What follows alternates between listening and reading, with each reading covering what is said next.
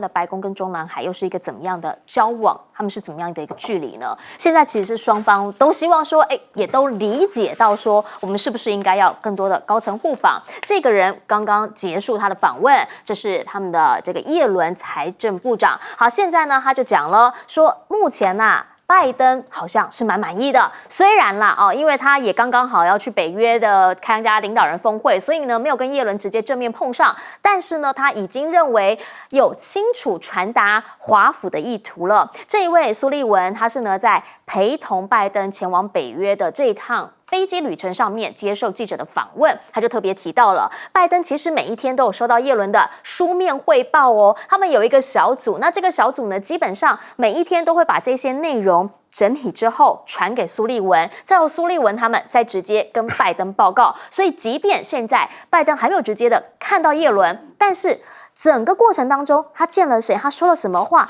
到底讲了哪一些内容，其实非常清楚。了若指掌。这几天呢，你从7月7号开始来看，好，落地之后呢，他见了谁？他见了刘鹤，先前已经跟他对口多次了。还有呢，也见了总理李强，以及人民银行的行长易纲跟财政部长。隔一天呢，他则是直接见到了国务院的副总理何立峰，还有人民银行的党委书记。这些人到底讲些什么？现在通通当天即时笔记传给拜登，让他一手掌握。知道他们确认的一件事情，就是以前呢，好像这个牵头人，通常是刘鹤，但现在换人了，会变成是何立峰。而何立峰呢，为什么在这一次会被认为说就是中美经贸日后的牵头人？主要呢，就是这一次他们其实跟高阶官员讲了10个小时，光何立峰就讲了5个小时，你就知道这里头可能质量都是最多的一个。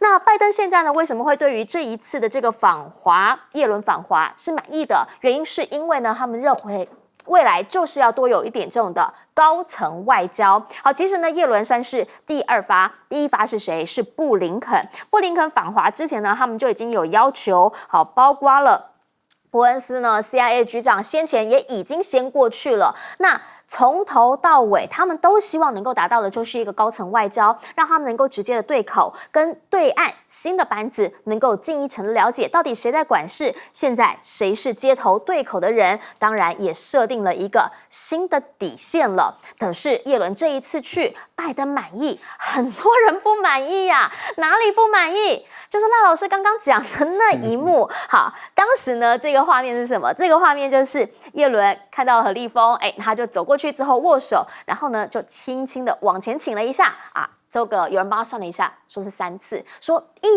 你怎么能够跟那个中国官员鞠躬3次啊？这个叫做屈躬逼膝，叫做有辱国格啊！甚至呢，布莱克曼还讲了，说他们小布希任内是永远 never ever 都不会低头。你看起来就像是被叫到校长室骂的好孩子啦。还有谁？作家莫里说了，你知不知道你叫做美国官员，你代表是美国去中国访问啊？你这个呢是违反礼仪的举动，甚至呢，中方还后退一步，让你有更多磕头的空间。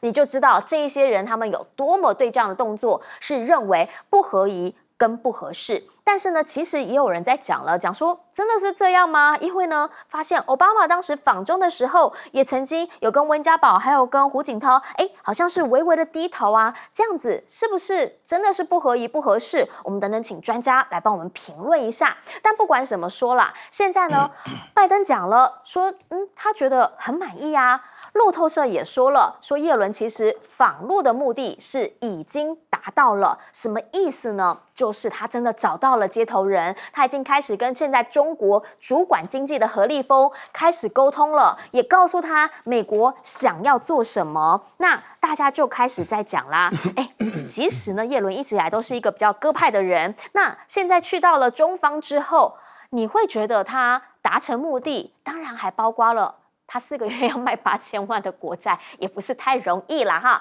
来看到的是哈，现在呢，已经他们有要求推销美债，还甚至要求中国停止抛售，那这是一个必要的任务。所以呢，有没有可能在这一趟去的过程当中，也在美债的这一块，稍微有讲了一些事情？那中方是不是不要再大举抛售？这一些都是该谈的，所有的动作，所有的经过。会不会都只是一个谈判的手段以及筹码的互换？而现在呢，拜登除了说美中关系需要好好的来较量以及好好思量之外，更重要的是，如果你要胜选啊，你还要了解一下你的家族行为啦。来，这一位这个美国智库的负责人曾经检举拜登家族行为不当，但是现在被说呢，他就像是中国代理人一样，好像还有企图的在中介武器跟伊朗的石油销售。那如果真的是这样的话，有没有可能他现在如果真的要跳出来，会对拜登的选举不利呢？而拜登跟中国之前友好的关系，这一次的选举会不会让他变成一个扯后腿的事情？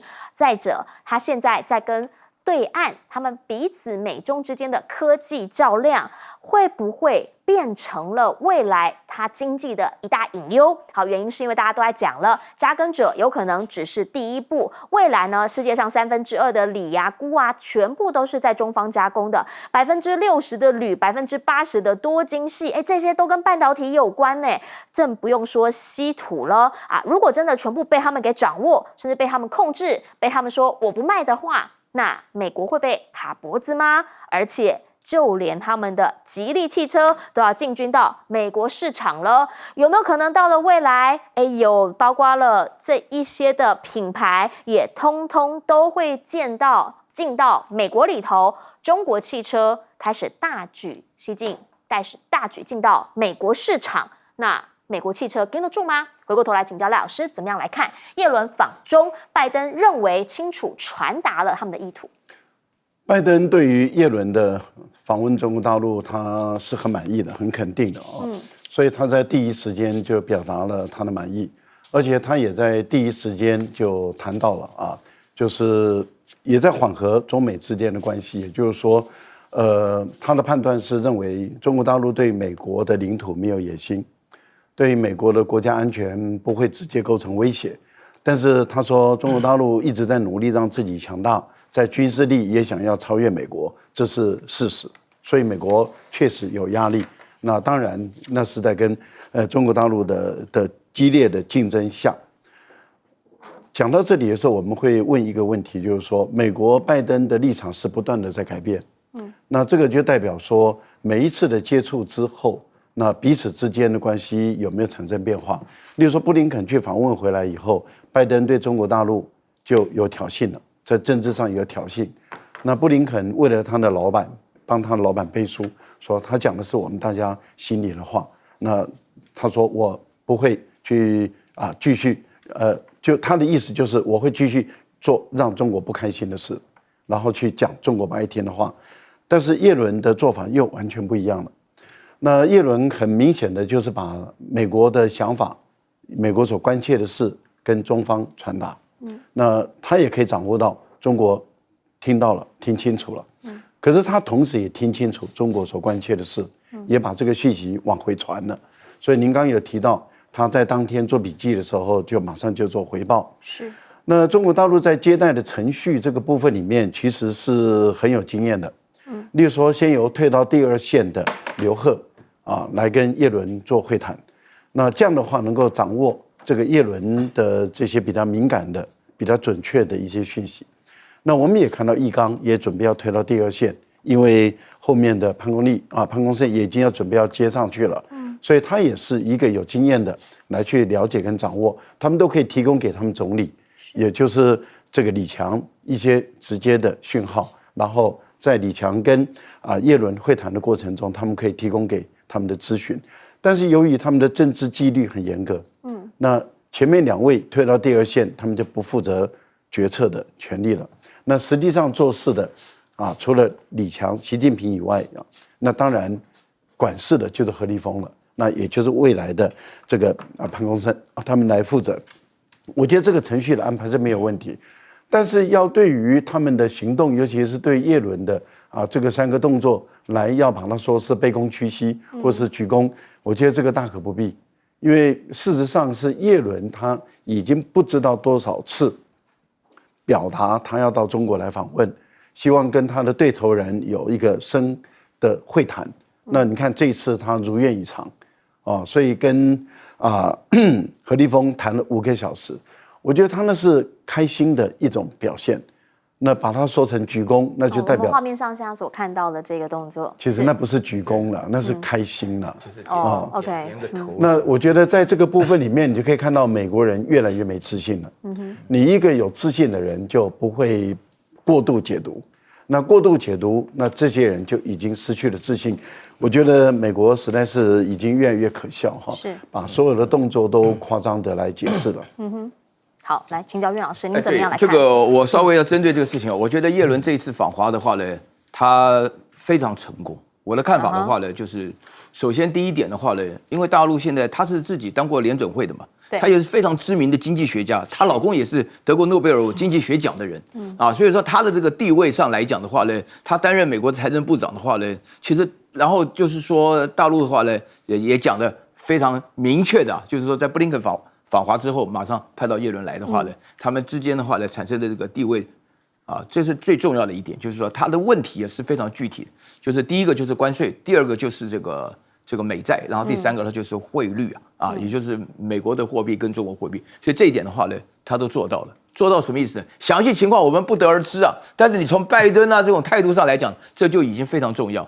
但是第二个的话呢，就是这个布莱克曼大家看他的背景是小布希是最民主党的这个民主党就是要让共和党，民主党是存在就是要让共和党丢脸，不就是共和党的存在就要让民主党丢脸，就是这个意思。所以说呢，他们基本上就把一件完全不存在的事情解释成卑躬屈膝啦，什么被传唤至校长室的学生拜托拜伦的这种经济学上的地位，这何立峰虽然也很厉害，但是拜伦基本上也是很有地位的人，怎么可以说是你看这个东西非常展现？然后这边也讲得很清楚美国人呢基本上奥巴马或者说是碰到谁都是鞠躬致意这是非常简单的事情，只是说何立峰长得高大一点，那拜伦就是叶伦比较矮小一点。那另外的话呢，最重要的事情的话呢，我觉得必须要讲一下，我感觉到也很悲哀就是台湾的政治处处跟美国学美国学现在学这个结果就是一切这个政治制度就是以选票为主那产生的一个结果就是国内的情况杀的简直是不得了，杀到什么程度？杀到叶伦有任何成绩不敢公开讲有任何讲这3件事，我认为这3件事就是实打实的问题，比布林肯要谈的问题要具体的多。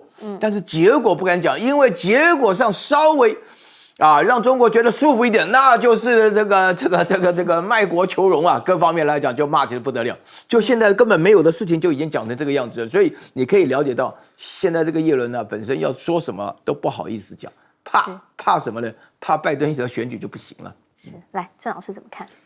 我就觉得这个事情可以，我认为叶伦这次访华对那个结果是个关键性的事件将来回头看就知道。从表跟里来讲李大他到底实质上拿到什么？中美的关系是不是有做一些改变？那我从表来讲，你看他刚刚那个岳老师讲的那个叫什么布莱克曼，他说美国永远绝不什么低头的，那个什么意思呢？但他这是什么意思？就是说白种人永远觉得他们是优越的，他们是帝国主义。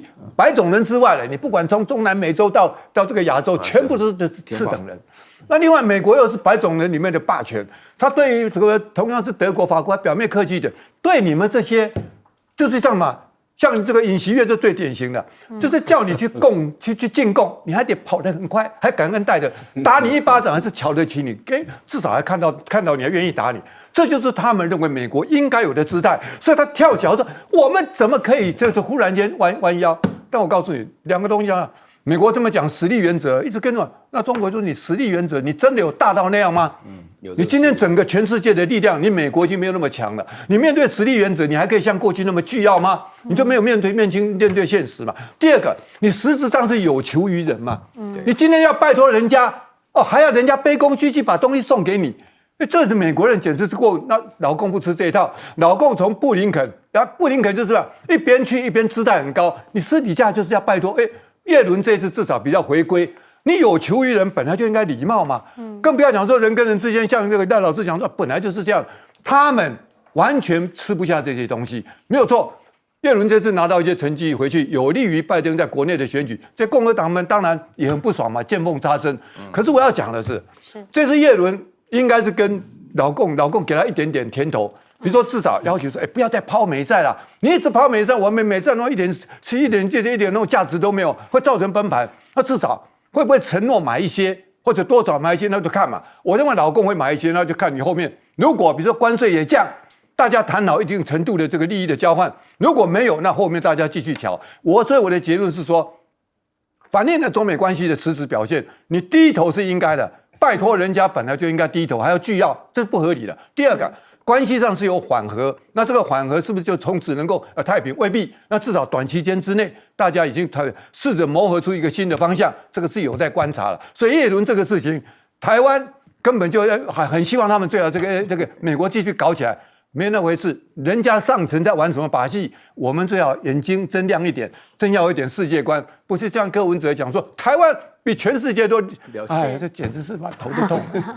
好，我们再来看看北约哈，到底世界都在做些什么事情？北约现在领导人峰会在立陶宛这边在进行哈，可是呢，来了几位朋友，这个呢，你这是北约的吗？没有，他们现在变成了北约的伙伴，哪里呢？日韩纽澳。好，现在呢，包括了岸田要出席北约峰会，场边呢，他要跟尹锡悦还有泽伦斯基两方一起来做个别的会谈。讲到了尹锡悦，他也不是第一次去，上次马德里他也有去，但上次呢，回到韩国之后，真的是太多的纷纷扰扰啊！包括什么？包括呢？他曾经这个以观察员身份出席北约的时候，拜登要跟他握手，可是手确实握的是尹锡悦，人看的是拉德夫啊！现在这个画面有没有可能再次重现？希望呢这一回已经去到白宫呢，跟这个拜登吃过晚宴之后，能够再多看我一眼。好，这件事情呢，必须现在韩国人他们很在意这么一件事情。韩国到底是不是也这一回去了，就是想要学日本脱亚入欧呢？好，现在呢尹锡悦他的演讲据说会好好的来跟北约他们说，希望呢能够来维护东北亚这边的一些的稳定。但是如果真的把北约带来了亚洲，真的就稳定了吗？韩国有没有思考过？你南韩、北韩关系之外，你的邻居还有中国啊，特别是现在呢，你们的限韩令，已经造成现代汽车对于营收的一个狂减，狂缩了75%，那是3/4。但是韩国现在内部对于中方的情绪，对于美国之间他的这些民调，会不会就是让尹锡悦他决定最后政策的原因？因为目前他的支持率下跌了近3%，比前一周呢还要下降2.9%。那如果是这样呢，只剩不到40%的尹锡悦，希望把他的民调往上抬升。到底是跟中国近一些，还是说呢，跟美国近一些？可以看一下他后续会怎么样来处置。当然，这一次呢，找了日澳纽韩，好，其实呢，就是要好好的来把他们带来印太。但是中方就直接讲了，说这个呢就是绑架印太国家。那目前的这个北约秘书长应该会再留任1年。好，如果他再继续留任1年的话，看得出来就是这个路子不会改变。所以呢，就让北京这边认为了，说美国啊，你是不是北约的主人，而不是他的领导者？换句话说，在北约除了美国利益之外，其他的国家能不能表达他们自己的立场呢？比如说法国就很直接的唱反调了。他就讲说，如果你真的要设一个东京办公室的话，那北约还叫做北大西洋吗？是不是我们能够好好的思考一下这个问题？好，因为中方的担心，他们真的很在意。而目前呢，除了北约之外，ASEAN 呢，他们其实目前也正在召开当中。东盟的外长会议刚刚呢，在最新的对岸的外交部记者会上头有证实，说去的人不会是秦刚，因为呢他最近身体微恙，所以呢没有办法出席外长会议，会由王毅他长官来代为出席。那如果是这样的话，有可能会布林肯跟王毅再见面吗？因为呢，6月19号两个人在讲话的时候，王毅曾经有讲说美方必须要深刻反省。那如果说布林肯这一次也去了雅加达的东协会谈外长会议，那会不会两个人再次碰头讲话会说些什么呢？有没有可能表达更强硬的立场？大家都要看。另外还有一件事情，同样发生在亚洲或者是欧亚，好，原因是因为俄罗斯目前在瓦格纳兵变之后，你会问怎么可能会这样？好，因为呢，佩雷斯科夫，也就是他们克宫的发言人已经证实了，瓦格纳的首领叫普里格金，已经在兵变后5天。进到了克里姆林宫，跟普京两个人本来就好朋友嘛，所以这一回深刻的促膝长谈，讲了有3个小时。好，席间呢，他也听他对于所有的指挥官整件事情的看法。如果现在已经可以坐下来谈，甚至进到了克里姆林宫见到了普丁，那当时的兵变还叫兵变吗？当时的这一场目前所造成的结局是瓦格纳现在跟俄罗斯军方完全没有关系，脱钩了。但是瓦格纳进到了白俄罗斯了，这个距离对于北约来说可能又更近了一些。这个到底是不是原本大家想要的呢？波兰有想到底是发生什么事情吗？回过头来请教赖老师怎么样来看。岸田呢现在要出席北约峰会，还会跟尹锡悦还有泽伦斯基会面。岸田努力的想把北约引进亚洲来啊，这是岸田文雄在这一次他在出发前他所强调的，他会去开会的时候会主张啊，北约在亚洲里面还是要设办事处。那由于法国的总统马克龙是强烈的反对，是，而且在政治决策这个部分，北约采取的是共视觉，是。那法国又是一个欧洲最大的国家之一，所以当法国强烈的反对的时候，基本上北约要通过的难度就很高了。目前我们所掌握到的讯息是，因为今天就开始召开了，到晚上啊，就是等于是欧洲的白天已经开始了，他们已经把这个案子撤掉了，啊，也就是说在这一次的峰会中不讨论这个在日本设办事处的这个事情，以避免啊他们的其他的活动都推动不下去。例如说，他们要讨论乌克兰战争的问题，他们要讨论跟中国的战略的问题等等啊，所以还有当然就是瑞典要加入北约的这个事情都要在讨论。那他们也避免节外生枝，因为对不起，因为法国的总统他的态度很明确，好，可是岸田文雄还是不死心，这代表什么？这代表以日本的立场来说，他一直想把北约拉进来。好。北约原本是一个自我防卫的一个组织，那这个问题就比它不大。可是当这个防卫性的组织转变成为侵略性的、掠夺性的组织的时候，这个组织的道德正当性跟价值就有问题了。为什么？因为当他们去侵略阿富汗，后来去侵略伊拉克，掠夺伊拉克的石油，再出兵去攻打利比亚，那这些都完全没有经过这个联合国安理会的授权跟同意，他们都以这个军事集团的身份去攻打伊拉克、攻打利比亚、攻打叙利亚。我们再强调，没有经过联合国的同意，这些都是非法的入侵。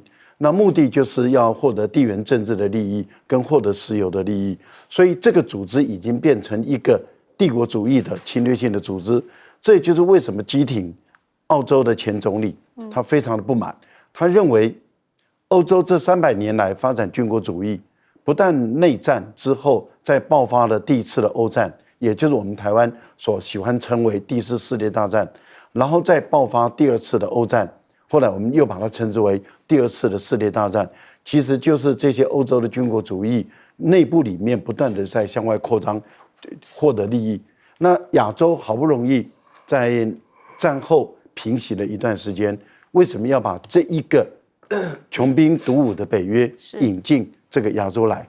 所以我觉得他对于北约的秘书长他很不以为然，他对于欧洲的对澳大利亚的政府加入北约成为亚洲的伙伴国也很不以为然。是北约峰会正在进行当中，另一场峰会呢，则是东盟外长会议等等。广告回来，我们继续来讨论。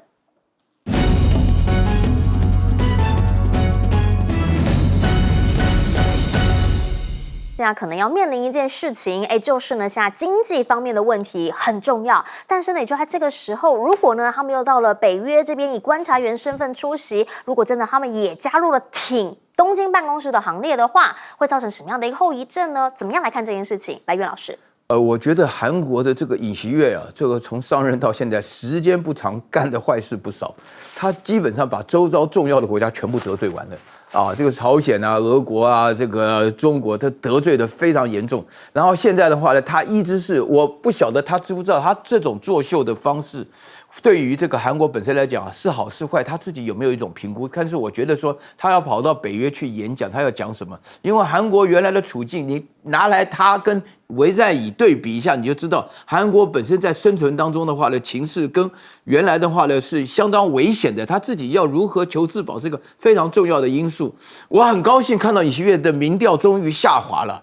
原来的时候，我问到我们系上的韩国学生，他们很多人讲说：“哎呀，老师你不要问我啊，你不要问我这种问题啊，因为他本身来讲的话呢，韩国有人支持他。就刚刚我们在聊天的时候也讲，我们这里有很多人是求爽，那就支持我们这个做医生的这个两个都做医生的这两个候选人，他们求爽。但是这个问题的话呢，尹锡悦本身他做这种事情，他得罪中国，就是等于他不要了韩国的市场啊。韩国的市场原来大市场就是汽车跟造船，现在这两个都是面临一个极大的危机。原来中国本身来讲的话呢，就是尽量的追赶的过程当中的话呢，那应有的市场份额他应该尽力维护。他现在不但不维护，现在还准备鼓动韩国人要这个跟那个好好大干一场。他跟谁干？他就是跟着连续的三国，这个包含的中国，他去讲话就讲到台湾的问题，台湾问题他们胡扯八道乱讲说什么我们台湾这边是什么国际问题。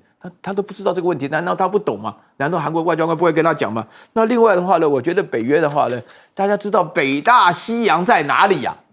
我在北大西洋旁边住了10多年了，北大西洋很远了，坐飞机都要10几个钟头啊。那现在突然跑到我们这边来了。那这还得了啊？那北约的原来的成立，我在欧洲留学的时候，北约原来不但是一个防卫性的组织，那个时候怕华沙公约怕得要死啊！现在不得了，不但不怕，还要主动夹击哪里？你到这里的话呢，你看得很明显，要夹击俄罗斯，要夹击中国，要夹击朝鲜。那这样子的话呢，那这个基本上是一个非常非常重要的一个侵略单位啊。对不对？那在这种情况下的话，你北约哪里还有什么道德上的正当性呢？你没有道德正当性，你要人家怎么打仗，还跟着你去打仗，都不可能的事情。是，好，我们先进一下广告了。广告回来之后，我们要请郑老师来帮我们做总结。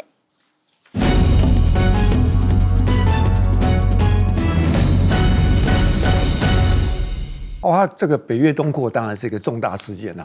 那难得的这个前澳洲总理基廷讲了一些话，他说这个斯登伯格是个超级傻瓜啊，就是说你这个欧洲内斗的东西搬到这边来，那你是怎么样？要亚洲人欢迎瘟疫降临到亚洲，但他用超级傻瓜是有一点太，我认为这个家伙是超级混蛋啊，是不是？你是要来害人的嘛？那那他也是在提醒说，我们亚洲真的傻吗？这个欧洲这坏东西要弄到这边，我们还要举手欢迎吗？就有啊，尹锡悦、岸田就是欢迎啊，说欢迎都来不及啊。这有趣，说难得澳洲他是白人这个世界国家，但是在亚洲，所以他就很夹在两边啊。那这个人是明白人，他说长久还是要跟亚洲利益站在一起，不要因为过去那个母国的关系，还是以白人这种思维，所以他就讲出一些真话。所以这个斯登伯格实际上是害人的。好，但是我换个角度，就是为什么这个日本跟这个韩国会呼应？有时候我们站在他们的角度了，是不是？因为长期比如说亚洲以中国为中心，他们就跟在旁边啊，是不是？那以前大家好像，那经过这个近100年的变局，他们忽然就说欧洲、美国很大，日本跟韩国都讲脱亚入欧，哇，他的意思是说中国这个穷亲戚啊没什么意思，我宁可跟着美国这个大富豪，对不对？当大富豪的小弟，不要讲小弟，当奴才他都愿意吃香喝辣的嘛。那你看这个穷亲戚，中国就不行，这个心态就是很现实啊。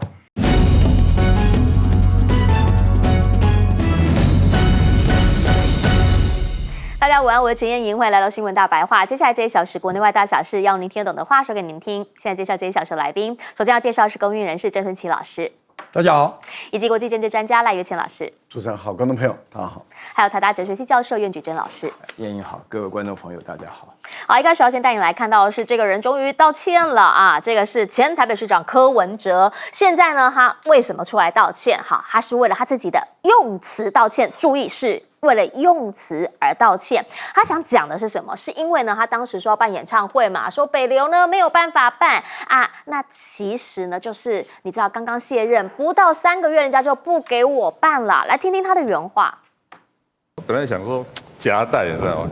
假装要去唱演唱会，然后可以把政绩给大家看到。你想要夹带，结果世态炎凉，你知道，我当市长，市长现在还不到3个月，人家就不让我在那里办了。所以蒋万安要不要出来讲一下？他不让你办是不是？我猜，通常这种事情都是太监就解决掉，不会到皇上那里了。哦，就是那一个字太监，这种事情通常在太监那里就会解决掉了，不会到皇上那里。现在他是为了这个用词太监说来道歉。其实呢，整体事件后来就引发了一些效应，大家开始来讨论说，真的是这样吗？哎呦，这么可恶啊！其实这一位现任的台北市文化局长蔡诗萍他就讲了，他说不是吧，这样讲我们很冤呢，因为这些规定都是你柯文哲时代所定下的啊。那我们真的不知道为什么那个时候的柯市长是这样说的，现在的柯主席会说这个规定很不合时宜，很不通人情。那我们就直接去问到柯办了。柯办的发言人陈志涵是说啊，其实柯文哲是因为啦对北流会有很深的感情，但是他们强调哦，还是说他们要办的是音乐会，可是他们是因为是政治人物被贴标签，所以被拒绝，他们觉得很难过。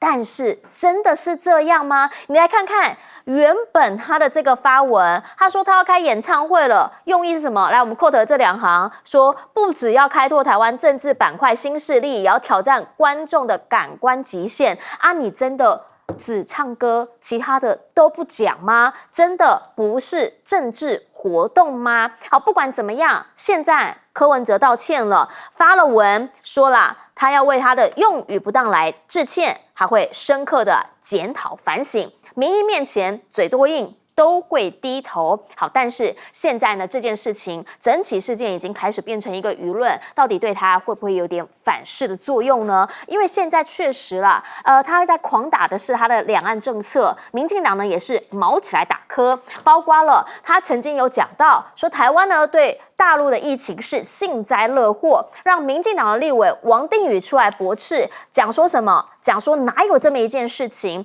他讲说武汉封城的时候啊，我们怎么幸灾乐祸？王定宇的讲法是哪有啊？我们其实过往呢还有准备1万份的防护衣要给对方，对方不要啊！哎呀，你这种讲法哈，不亏你在讲，你跟对岸一家亲啦，还真的是一家人。他还唱这个民进党什么有本事不要拜妈祖关公啊，因为都是大陆来的中共同路人啊。好，这一些其实呢都代的让大家看到是不是他想要当一个菲律共主，想要抢的是蓝营的选票呢？而民进党的部分现在很明显了，赖清德已经讲说呢，他的路线会跟蔡英文一样，那应该就是会亲美会远中咯。好，如果是这样的话，有搞清楚状况吗？因为呢，赖清德最新的讲法是在蔡英文的领导之下呢，我们跟白宫越来越接近了。未来呢，他所领导的国家也会朝这个方向走。还提到谁？提到了你看看，岸田文雄去白宫拜访拜登啊，尹锡悦不是也跟他们签了华盛顿宣言，还去国会演讲吗？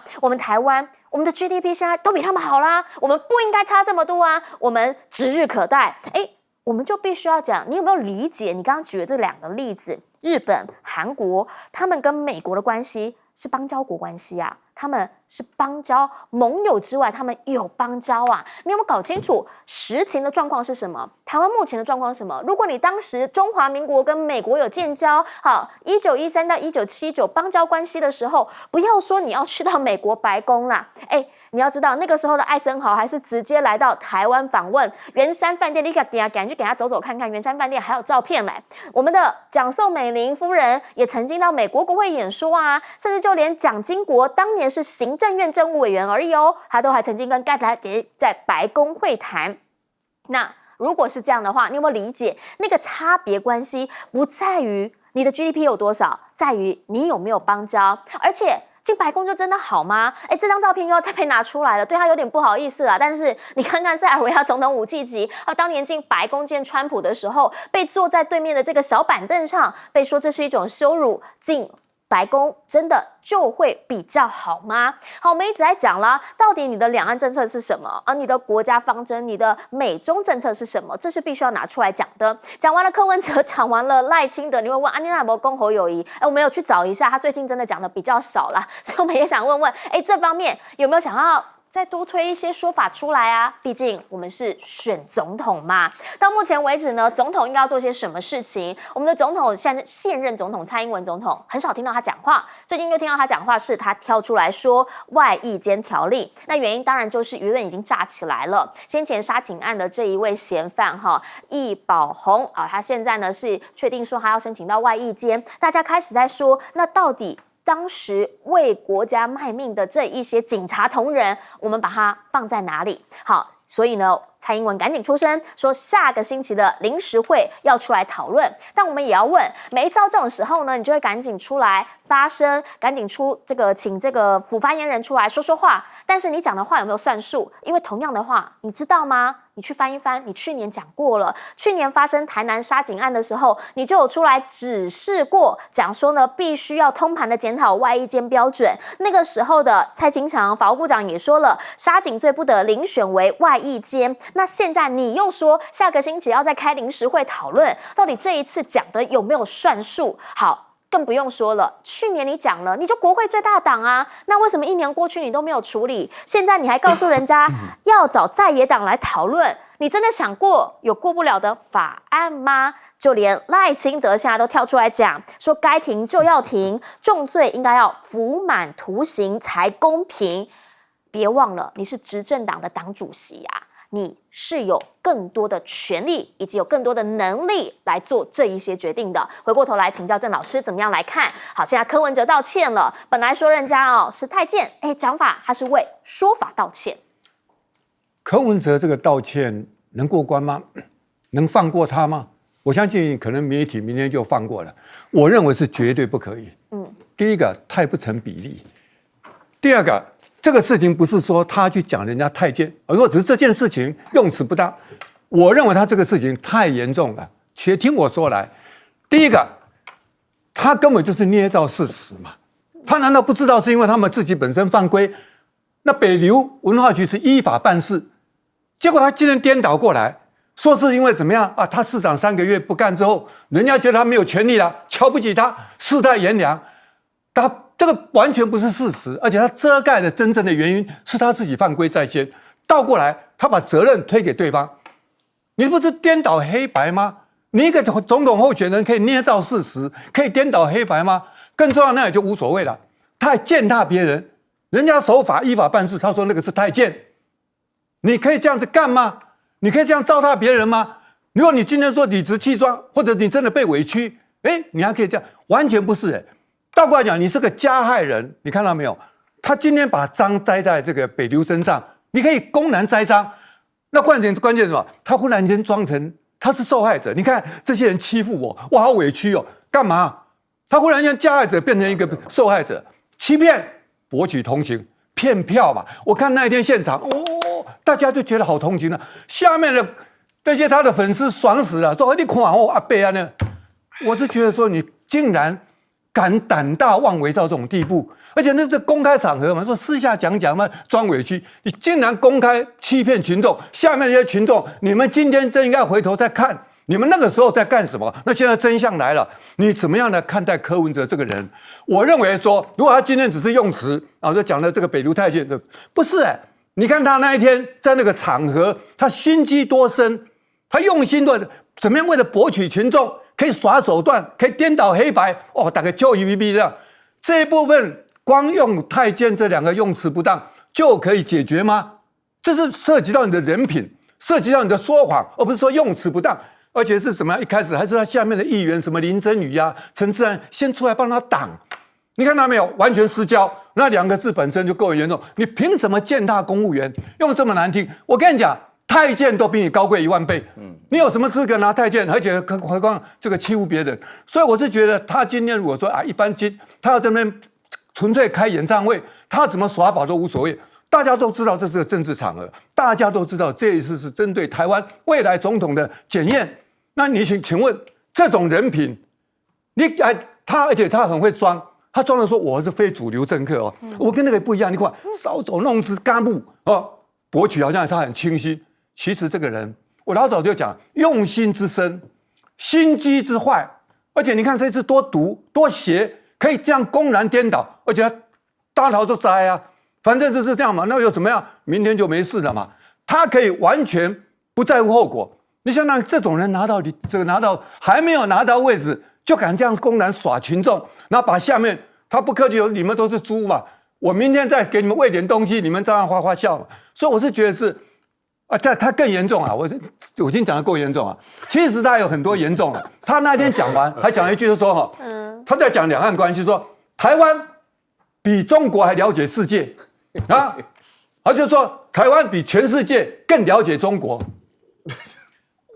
赖老师在这里啦，全世界了解中国的有多少？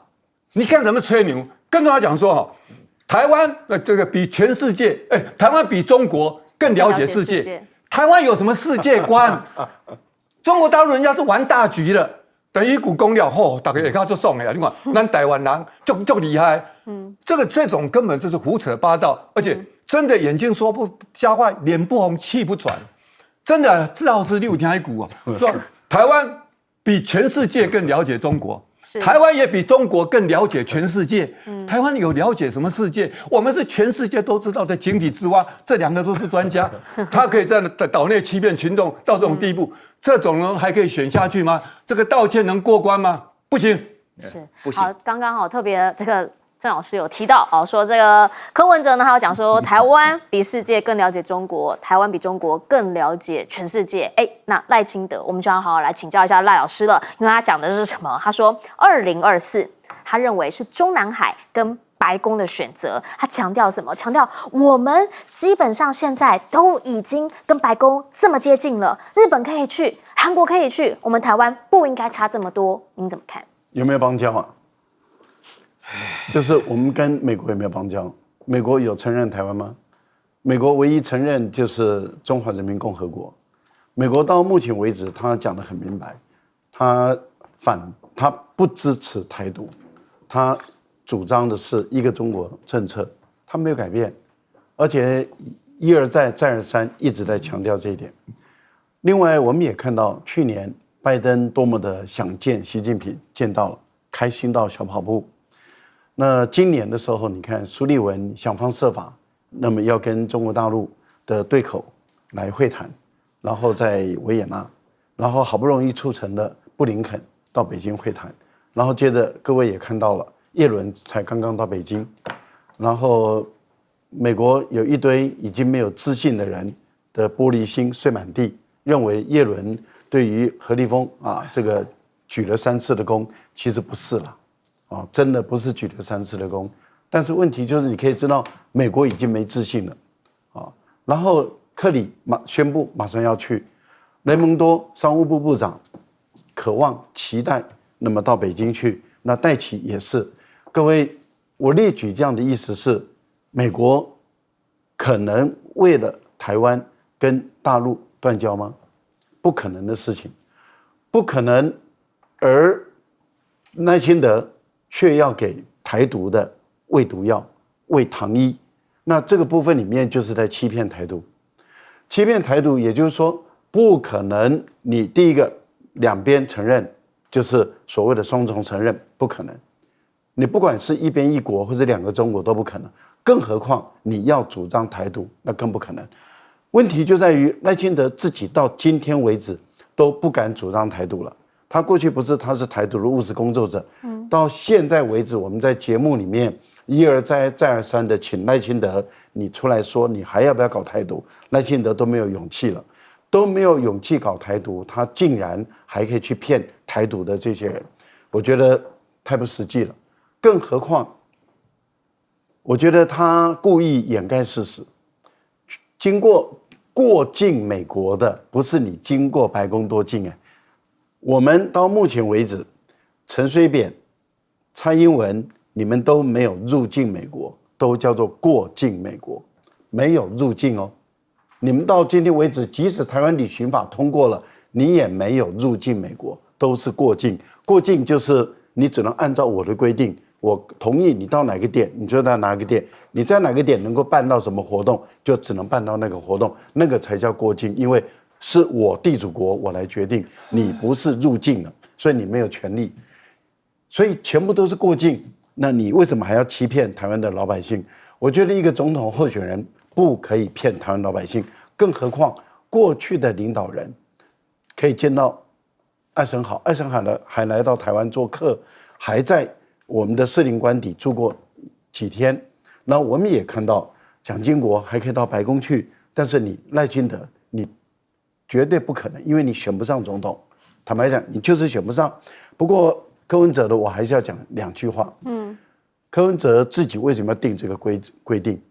就是北流不能够有政治活动，就是因为他希望这个政治不要进来这个地方，是自己定的规定，自己卸任以后，为了要选总统，为了要搞政治，自己违反规定，自己定规定，自己违反规定，还栽赃抹黑给对方，然后说世态炎凉，不应该这样做吧？是，来岳老师，我看到这几个消息啊，真的有点难过了啊，因为首先呢，谈柯文哲柯文哲之前的时候呢，在选台北市长之前就号称有一个病啊，是什么亚斯伯格症啊，或者说是自闭症什么。